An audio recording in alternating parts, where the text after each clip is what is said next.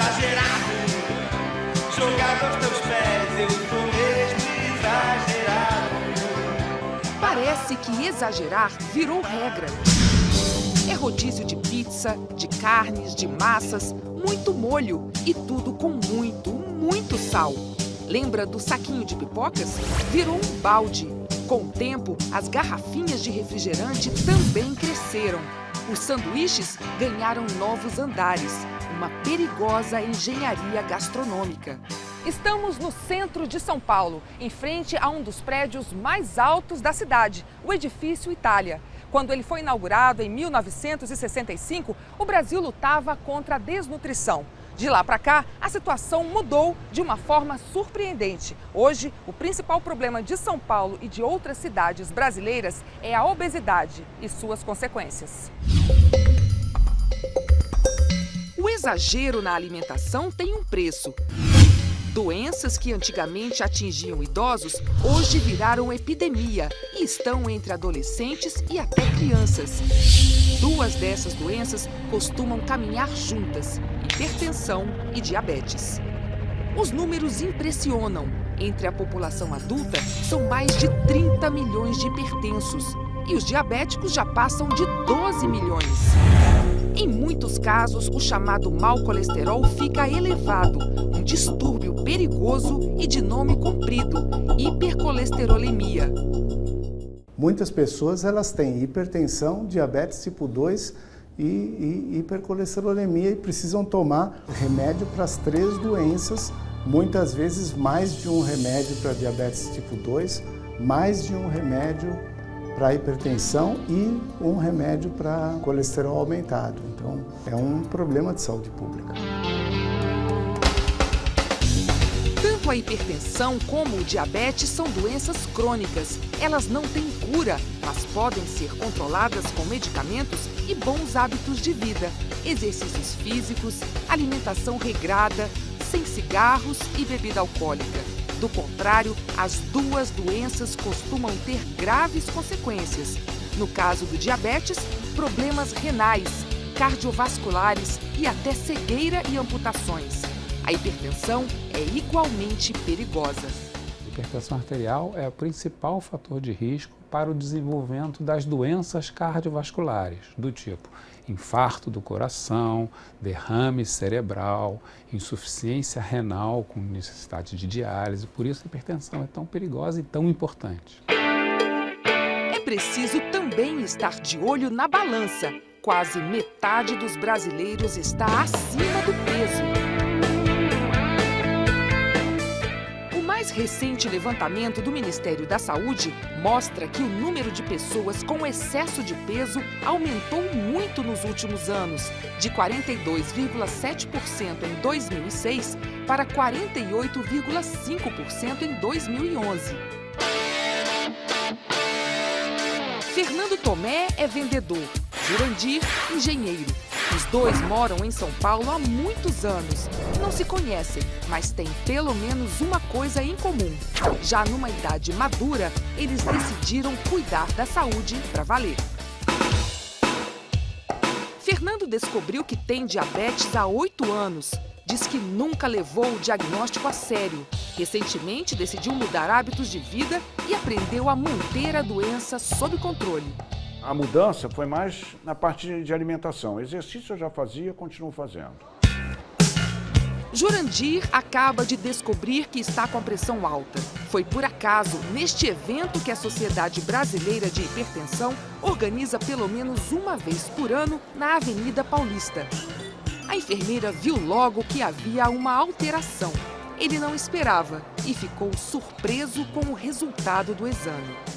Seu Jurandir, olha, nós acabamos de medir a pressão do senhor, medimos 3 vezes e nas 3 vezes a pressão do senhor deu alta, deu acima de 14 por 9. O senhor imaginava que o senhor pudesse sofrer de hipertensão? Não, porque a última check-up que eu fiz fazem 2 anos, a pressão estava normal, 2 anos atrás. Então, alguma coisa deve ter acontecido e possivelmente pode ter sido peso, né? Então, acho que devo me cuidar. Realmente, vou procurar um médico e vou tentar voltar a fazer exercício, né? A hipertensão arterial acontece quando as artérias ficam mais estreitas e o sangue faz força para circular. Sem tratamento, com o passar dos anos, o paciente pode sofrer infarto, acidente vascular cerebral, também conhecido como derrame, lesões renais e outros problemas. E um dos principais inimigos do hipertenso é o sal, um mineral importante para o organismo, mas que deve ser consumido em pequenas quantidades, principalmente por quem tem pressão alta. O consumo máximo deve ser de 5 gramas por dia, ou 5 pacotinhos como este, encontrado em restaurantes. Cada um tem 1 grama de sal. Então, o paciente com hipertensão arterial, ele tem que ser instruído a diminuir a quantidade de sal da comida. A hipertensão é uma doença silenciosa, não tem sintomas. Por isso, é importante medir a pressão arterial pelo menos 1 vez por ano, principalmente na idade adulta. O ideal é que a pressão esteja em 12/8. Se em 3 medições ela estiver igual ou acima de 14/9, é bem provável que a pessoa já esteja hipertensa. Na hora de medir a pressão arterial, é preciso tomar alguns cuidados. Nos últimos 30 minutos, evitar café, cigarro, álcool e comida pesada. E descansar de 5 a 10 minutos. Se tiver praticado algum exercício físico, é preciso esperar mais, pelo menos 1 hora. Aí sim, a gente pode medir, não é isso? Vamos lá?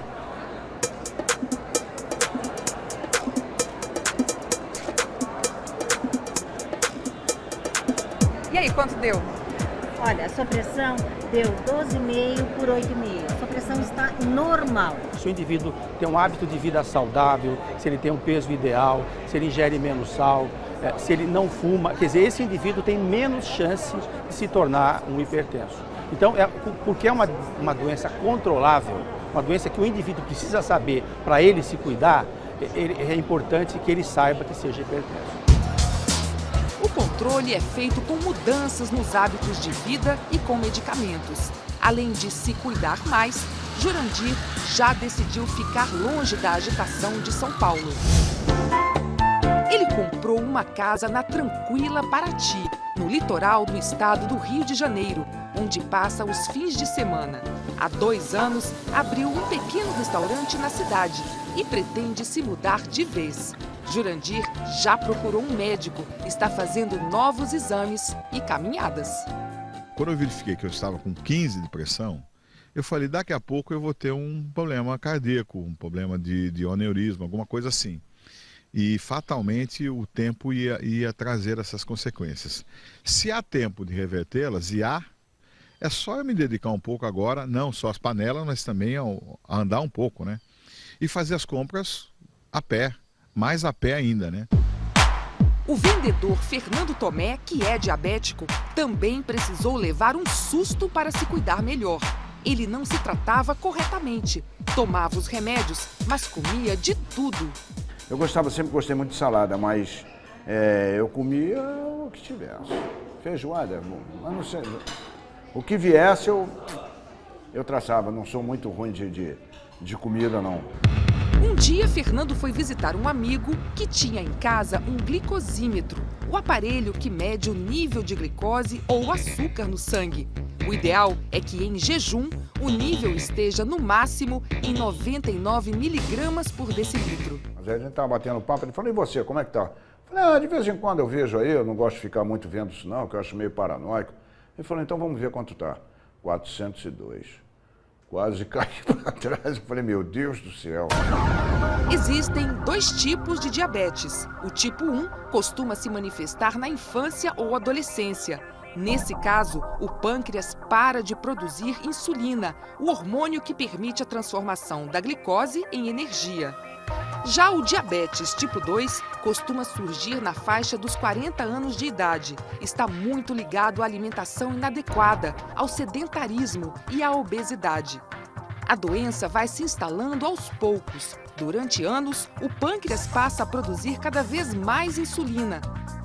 Mas chega um momento em que ele já não consegue manter essa alta produção. E à medida que o nível de insulina vai baixando, a taxa de glicose começa a subir, levando ao diabetes. muito antes do aparecimento do diabetes tipo 2 e do aparecimento da hipertensão arterial, a pessoa já pode, melhorando os hábitos de vida, prevenir o aparecimento dessas doenças. Ela pode, já aumentando a atividade física e melhorando a sua alimentação, reduzindo a quantidade de gorduras, reduzindo a quantidade de açúcar na alimentação, que são medidas simples que ela pode implementar no seu dia a dia, fritar menos os alimentos e adoçar menos os líquidos, principalmente. Foi exatamente isso que Fernando fez. Mudou radicalmente os hábitos de vida. Procura fazer caminhadas, mesmo que seja nas ruas do bairro onde mora. Como sempre almoça fora, escolheu um restaurante com opções de verduras e legumes. Tem um problema também, que é a relativa quantidade, né? Você não pode comer arroz, então você tem que pôr pouco arroz. Você pode comer banana, por exemplo? Pode, mas não pode comer uma, duas. Em cima disso, exercício. Não tem perdão. Exercício a gente não pode deixar de fazer. A prática de exercícios é uma arma importantíssima para controlar essas doenças. E esse pessoal aqui sabe disso. Pelo menos 3 vezes por semana, eles começam o dia assim, aquecendo, alongando, esticando. E eu vou aproveitar também. Isso, vamos trocar para o outro lado? Lado esquerdo agora, pessoal. Isso, braço em cima da cabeça. Tá bonito. Quando se fala em fazer exercício, muita gente pensa logo numa academia de ginástica. Mas, atualmente, atividades como essa, de graça e ao ar livre, se multiplicam nos parques e praças de quase todas as cidades brasileiras. O projeto Exercício e Coração é mantido pela Escola de Educação Física e Esporte da Universidade de São Paulo. As aulas de alongamento começaram no ano 2000, no Parque da Água Branca, na capital paulista. Primeiro, os alunos são avaliados fisicamente e, se preciso, orientados a procurar um médico. 135 por 60, Sr. Emerson. Está com valores bons de pressão arterial, ok? Ainda dentro dos limites saudáveis. O objetivo do projeto é estimular a prática de atividades físicas, fazer com que os alunos, depois das primeiras aulas, passem a se exercitar por conta própria. A professora de Educação Física, Cláudia Forjás, é a coordenadora do projeto. Nós tivemos casos de várias pessoas que melhoram consideravelmente, né? Quer dizer, as pessoas se sentem melhor, a glicemia delas diminui, a pressão arterial delas diminui, né? Então nós temos vários casos assim. Como Dona Anísia Silva, 70 anos. Ela é hipertensa e diabética, mas em 1 ano e 4 meses, a pressão arterial dela caiu de 16/8 para 13/7. E a taxa de glicemia baixou de 125 para 113. Tem que fazer, né? Tem que vir. Vir todos os dias e fazer muita caminhada. Isso é a nossa saúde, que eu recomendo para todos os idosos que querem ter saúde, é fazer exercício. É isso aí, Dona Anísia. Vamos em frente.